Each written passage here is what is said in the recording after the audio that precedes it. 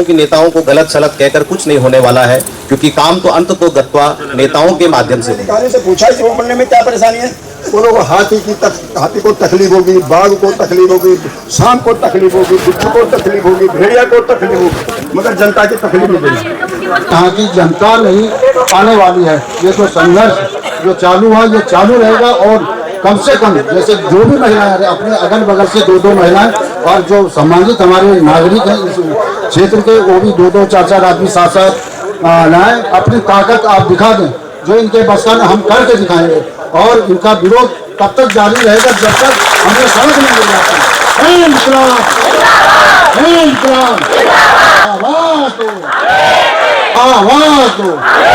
सारे लोग अच्छा भी कह रहे हैं, और जरूरी भी है कि जब तक पागलपन ना हो तो कोई काम होता नहीं, क्योंकि जितने हम होशियार थे हम तो घर में ही रह गए, और एक पागल निकल गया और आज एक अलग जगह दी। लालढांग चिल्लर खाल मार्ग की जो बात है ये कोई नई मांग नहीं है। सबसे पहली बात जो मैं बार बार दोहरा रहा हूं, सरकारों को भी इस बात को मैं बड़े निवेदन के साथ कहना चाहता हूं कि हम कोई नई मांग आपके सामने लेकर नहीं आए हैं। हम सब सरकार के बच्चे हैं, हम आपसे नया खिलौना नहीं मांग रहे हैं। हम कह रहे हैं कि हमारा एक खिलौना टूट गया था, उसको कृपया जोड़ दो, फेविक्विक लगा दो, ये मांग लेकर हम आपके सामने। लेकिन सरकारों को भी मैं बहुत बार कहता हूं कि नेताओं को गलत सलत कहकर कुछ नहीं होने वाला है, क्योंकि काम तो अंत तो गत्वा नेताओं के माध्यम से होना है। और जिनको हमने चुना है या जिनको आज हम गाली देते हैं, उनको शायद कभी हमारे पूर्वजों ने वोट दिए हों, और आने वाले समय में क्या पता हम भी इसी प्रकार से गाली खा रहे हों, तो इसका कोई पता नहीं है।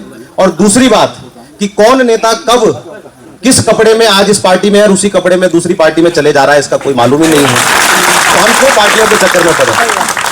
मुझे तो लगता है कि हमको सबका स्वागत करना चाहिए। आप झंडा डंडा लेकर ना आए, लेकिन आप किसी भी पार्टी के हैं हमारे साथ जुड़े, पक्ष हो विपक्ष हो, सब इस मुद्दे पर आ जाएं, क्योंकि फिर मैं वही बातें दोहरा रहा हूं, इतने दिन हमें भी हो गए बोलते हुए कि थापा जी इस रोड से साल में 1 या 2 बार जाएंगे, लेकिन जितने हमारे अधिकारी हैं जिनको रोज लाल बत्ती घुमाते हुए देहरादून जाना होता है, हर हफ्ते हर 15 दिन में जाना होता है, हमारे नेताओं को विधानसभा में अपने आना होता है, कई कार्यक्रम उनको करने होते हैं, तो उस कार्यक्रमों के लिए उन पार्टिसिपेशन के लिए सबसे ज्यादा जरूरत उन्हीं लोगों को पड़ेगी, और उनको ये शॉर्ट पड़ने वाला है। तो नेताओं को, अफसरों को भी इस बात को समझना है। हमारे प्रदेश के माननीय मुख्यमंत्री जी को समझना होगा कि हमारे उत्तराखंड की 2 कमिश्नरीज है, 2 मंडल है, सिर्फ गढ़वाल और कुमाऊं, दोनों को जोड़ने वाली मात्र एक सड़क हमारे पास है। तो क्या हम दोनों को जोड़ना नहीं चाहते हैं? जहां हम पूरे उत्तराखंड की बात करते हैं, किसी भी स्कीम को सरकार लाती है तो पूरे उत्तराखंड प्रदेश की बात करती है, और जब हम उत्तराखंड प्रदेश को जोड़ने की बात नहीं कर रहे हैं तो काम कैसे होगा, ये भी विचार करने की जरूरत है। बहुत सारे लोग पक्ष को ये समझाने का प्रयास कर रहे हैं कि जब भी आंदोलन होता है तो सरकार के खिलाफ होता है। मैं इस बात को नहीं मानता। क्यों? रीजन भी दे रहा हूं, सिर्फ मैं बोल नहीं रहा हूं, रीजन भी दे रहा हूं। सरकारों को इस बात को समझना चाहिए, हमारे नेतृत्व को इस बात को समझना चाहिए कि हम आपको लायक समझ रहे हैं, इसीलिए आपके सामने आवाज उठा रहे हैं। हम अपने माता पिता को लायक समझते हैं। नेताओं को भी इस बात को समझना होगा, जो इस वक्त सरकार में लोग हमारे बैठे हैं वो भी अपने ही लोग हैं, उनको लेकिन इस सद्बुद्धि को अपने दिमाग में, इस विवेक को जगाना होगा कि यदि आपसे मांग हो रही है तो आपको जनता लायक समझ रही है। और तकलीफ कहां है? कोई नेता खराब नहीं है, लेकिन जो नेताओं के अगल बगल में 5-7 लोगों का घेरा होता है, सुरक्षा घेरे की बात नहीं कर रहा हूं, जो अन्य घेरे में बनाकर उनको चलते हैं, वो सबसे खतरनाक है। ना वो कहीं दिख रहे हैं, ना वो कहीं आते हैं। ये हमारे पार्षद भाइयों को भी इस बात को समझना चाहिए कि एक ही बार चुनाव कोई लड़ना था, आगे भी तो लड़ना होगा। सब देख तो रहे ही होंगे, ऐसा तो नहीं है कि लोग नहीं देख रहे। बहुत सारे लोग एक पार्टी दूसरे पार्टी पे आरोप लगा रही है कि ये तो इस पार्टी का हो गया। अरे भाई, मैं कह रहा हूं तो आप अपनी संख्या बढ़ाकर ले आओ, आपकी पार्टी का हो जाए। हम तो चाहते हैं श्रेय देना जो जिस पार्टी में। मैं तो फिलहाल आज की डेट में ना कांग्रेस में हूं ना भाजपा में हूं। बात को भी ध्यान रखना पड़ेगा कि फेस हमारे थापा जी है और वही रहेंगे। सिर्फ लालढांग चिल्लर खाल की मांग नहीं है ये, इस बात को भी आप सब लोग समझना शुरू कर दीजिए। ये रामनगर, कालागढ़, कोटद्वार, चिल्लर खाल, लालढांग मोटर मार्ग की बात है, क्योंकि 2 मंडलों को हमें जोड़ना है। और नेताओं को मैं याद दिलाना चाहता हूं कि कई बार जब मैं नेताओं को सुनता हूं तो कोई कहता है मैं बीजिंग गया था, वहां से ये सीख के आया, आज मैं सिंगापुर गया, मैं ये सीख के आया, आज मैं जापान गया, ये सीख के आया। मैं उनसे कहना चाहता हूं इतने दूर मत जाइए, हल्द्वानी चले जाइए, इस शहर को हल्द्वानी जैसा बना दीजिए, हम उसमें भी बहुत कुछ। उस बिजनौर में जहां जाने से लोग डरते थे वो आज हमसे बहुत आगे निकल गया, वो नजीबाबाद हमसे बहुत आगे निकल गया। कि मैडम है लगातार, मुझे लगता है लाल डांग भी कई बार होके आ गए हैं लोगों को जागृत करके। लाल डांग के लोग दिल्ली भी पहुंचे थे और अभी भी फोन आ रहे हैं मुझे कि आप बताओ किस दिन करना है, क्या करना है, कुछ बड़ा होना चाहिए। तो मैं फिर कह रहा हूं कि हमें तहसील जाना पड़ेगा तो तहसील भी जाना चाहिए, देहरादून जाना पड़ेगा तो देहरादून भी जाना चाहिए, हल्द्वानी रामनगर भी जाना पड़ेगा तो जाना चाहिए, पूरे प्रदेश को जगाना पड़ेगा, पूरे प्रदेश को उठाना पड़ेगा। और राजनीतिक दलों से मैं बार बार हाथ जोड़कर इस बात को कहना चाहता हूं कि हमें जितना पीछे कर सकते हो कर दीजिए, आप आगे आइए, श्रेय लीजिए, हमें किसी के आगे आने की आवश्यकता नहीं। कोशिश करने वालों की कभी असफलता एक चुनौती है। असफलता जो पूर्व में हो गया कोई बात नहीं, टेंशन नहीं। बहुतों ने आंदोलन किए, नहीं हुए कोई बात नहीं, उनको दिल की गहराई से धन्यवाद, उन्होंने प्रयास किया। लेकिन उसको ये नहीं सोचना चाहिए कि यार उन्होंने किया, नहीं हुआ, अब हम क्या नहीं, क्या नहीं, ऐसा नहीं है। हर समय भी पॉजिटिव रहना चाहिए। और जैसे मैंने कहा मेरे पास तो कुछ भी नहीं है। मोदी जी तो कहते कि झोला उठा के चल दूंगा, लेकिन मैं सच्ची में वही वाला बंदा हूँ। मोदी जी बात करते हैं, मैं काम करता हूँ, मैं चलता हूँ झोला उठा के। और कपरवाणी जी का संघर्ष मैं बहुत ज्यादा तो उनसे मिला नहीं, लेकिन जो 5-6 सालों में मिला, बहुत संघर्ष करने किया। और अगर ये भी चाहते ना, ये भी लालच होते तो ये भी कुछ और होते हैं। कपरवाणी जी सर बहुत बहुत धन्यवाद, आप यहाँ पर आए, स्वागत है अभिनंदन। संघर्ष करो, एक ही लक्ष्य, एक ही नारा। हमारी संघर्ष से रूप से प्रवीण थापा जी के समर्थन पे आई है। बहुत सुंदर। भाग 1 से लेकर भाग 21 के रसूलपुर मीठीगढ़ी लालढांग क्षेत्र की, हमारी क्षेत्र की जनता जो कि पूर्ण रूप से इस लालढांग रोड के लिए अपना समर्थन देती है। और हम तन मन धन से हमारी मातृशक्ति एवं नौजवान साथी जो है पूरे लश्कर के साथ में, थापा जी के साथ में। आवाज दो, आवाज दो। बहुत सुंदर, बहुत सुंदर। अपने मित्र प्रवीण थापा को धन्यवाद, बधाई देने आया हूँ। थापा जी को बधाई देने आया हूँ कि उन्होंने जमीन की बात को आसमान तक पहुंचाई है और दुनिया तक पहुंचाया है। उनका अभिनंदन। इस समय तो सरकार ने बोला बना देंगे, मगर थापा जी ने उस आवाज को कहां तक पहुंचाया, मैं बहुत गदगद प्रसन्न हूँ। ऐसे लोग तो सारी समस्याओं का निराकरण हो जाएगा। और उससे ज्यादा गदगद मैं इसलिए हूँ, आप सब लोग समर्थन उनको दे रहे हैं, क्योंकि आपको समर्थन नहीं मिलेगा तो कैसे। हम लोगों की उत्तराखंड क्रांति दल की पॉलिसी, राष्ट्रीय पार्टी के हम पॉलिसी के खिलाफ हैं। ये जंगल जमीन पर जनता का अधिकार छीना गया। ये जंगल का अधिकार है, हम जंगल के खिलाफ नहीं है। और जंगल को सजग बनाइए, सड़कें काहे को रोकते हैं।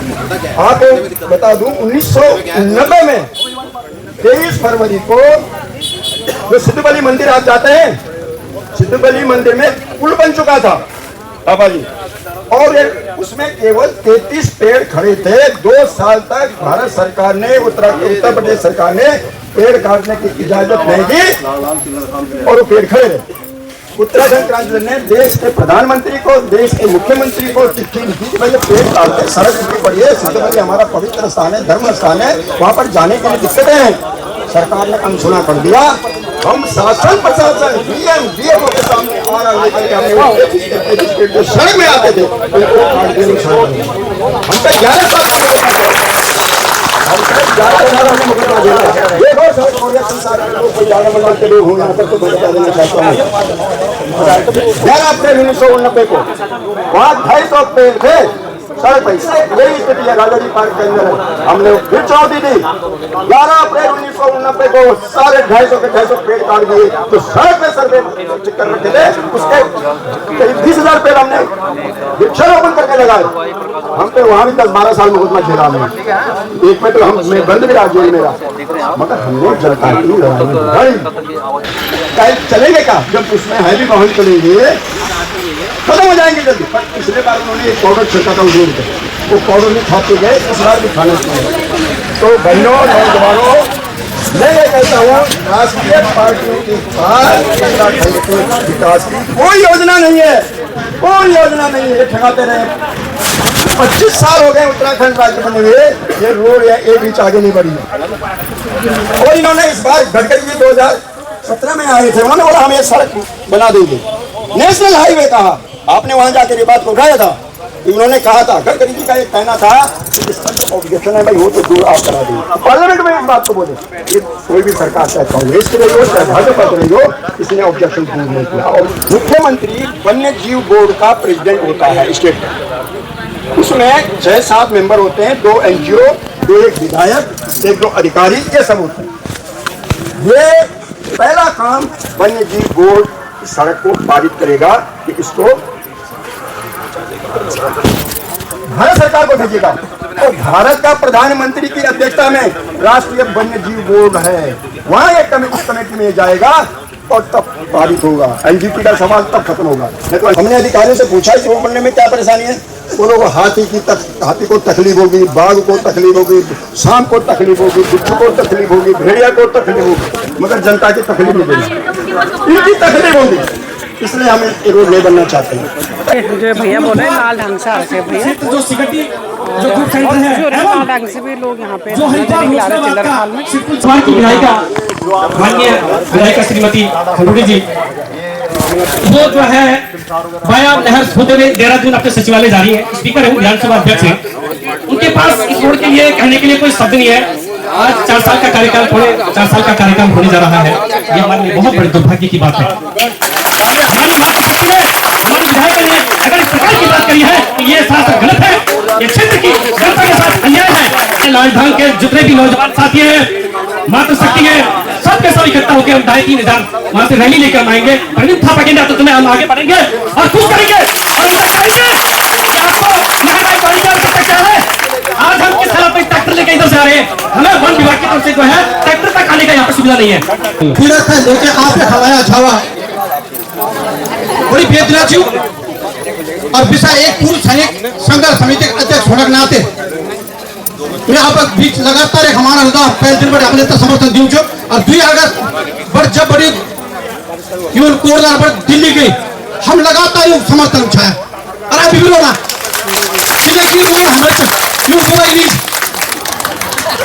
व्यवस्था परिवर्तन चाहिए, व्यवस्था परिवर्तन चाहिए।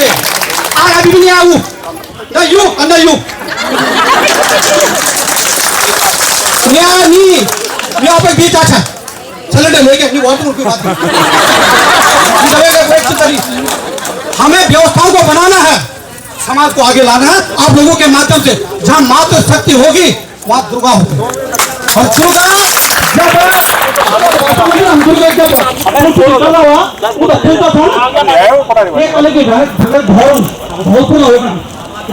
बिल्कुल पिता और समय आ गया आप तो आप हम जगह रहो, यूं जगह रहो, सभी जगह रहो। छात्रा को मैं सल्यूट करता हूँ सैनिक होने के नाते। जगाने की यहाँ पे कोशिश की है और इस कोशिश को अगर कोई लॉ देने का उसे घी डालने का तेल डालने का काम करेगा वो यहाँ का सर्व समाज करेगा। सर्व समाज के माध्यम से ये रण जीता जा सकता है। हम सब बीपी के कारण एक हम लोग भी बदल भाव हारे और मैंने एक लेटर बना विचार छू ये रोड था लैंसडाउन से स्टेशन हेडक्वार्टर लैंसडाउन आप रानी खेत आप देहरादून से अगर मिला देनी तो अगर राष्ट्रीय सुरक्षा जग बात हम ना कोई अधिनियम काम नहीं आने में 42 घंटे सेंटर बात है हमारी। वो कह रहे हैं कि अगर बड़ अधिनियम को अगर दूर करना है इसको सामरिक दृष्टि के महत्व वाली रोड घोषित कर दीजिए, गजट नोटिफिकेशन कर दीजिए, आपको रोड मिल जाएगी। कि समय संगठित होने का है। 27 नजदीक आ गया भारे हम बैठे नहीं होने का मन बिल्कुल मैं क्लियर कर दूं। हमको आगे आना पड़ेगा, हमें इनके रास्ते रोकने पड़ेंगे। ऐसे लोग काम नहीं करने दूंगा। झंडा चौक में बैठ जाओ, कभी तहसील में बैठ जाओ, कभी मानवी चौक में बैठ जाओ, कभी ऑटो लाइन में बैठ जाओ। कभी बीमार से पता नहीं मिल पाई ये सुझाव कोई बीमार परिवार का पता नहीं मिली ये सुझाव और 14 खतरा करी दिल और दिमाग खराब पीना चु ये बेचना चु। अरे हम आशा हो चुके हैं इस रोड के बिना। ये बहुमुखी योजना अगर बनती है, ये रोड बनता है, धरातल पे आती है, होके रह जाता है तो कहीं ना कहीं हम लोगों को बिजनेस, हमारा रोजगार, हमारी शिक्षा, हमारा स्वास्थ्य और इस समाज को आगे बढ़ाने के लिए आर्थिक मजबूत होता। और जिस क्षेत्र की अगर सड़कें मजबूत हो, जिस क्षेत्र की स्वास्थ्य सेवाएं मजबूत हो, वो स्वास्थ्य वो क्षेत्र स्वस्थ और मजबूत होता है।